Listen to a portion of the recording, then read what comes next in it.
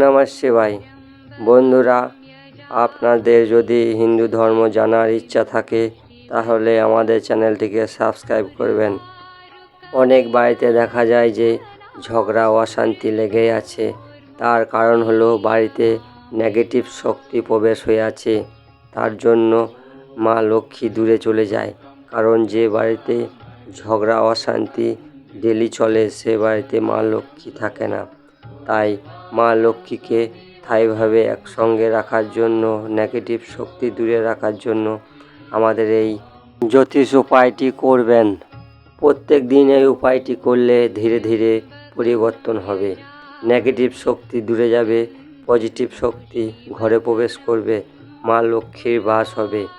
সকাল সকাল উঠে নিত্যকর্ম সেরে স্নান করে নিয়ে তামার ঘটে জল নিয়ে তুলসী পাতা নিয়ে মন্দির ঘরে যেতে হবে।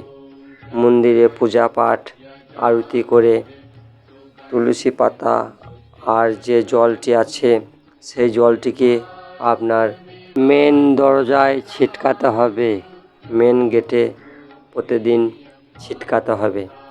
এইভাবে ডেলি করলেই আপনার বাড়ির যত সমস্যা সব সমাধান হয়ে যাবে। যত বাধা দূরে চলে যাবে, বিপদ সব দূরে চলে যাবে। মা লক্ষ্মী খুশি হয়ে আপনার বাড়িতে প্রবেশ করবে। এইভাবে ধীরে ধীরে মা লক্ষ্মী আপনাদের বাড়িতে থেকে যাবে। এইভাবে এই উপায়গুলি করলেই আপনাদের যত বড়ই সমস্যা হোক 3 মাসের মধ্যে সম্পূর্ণ হবে। তাই আমাদের এই ভিডিও ভালো লাগলে সাবস্ক্রাইব করবেন, শেয়ার করবেন, লাইক করবেন।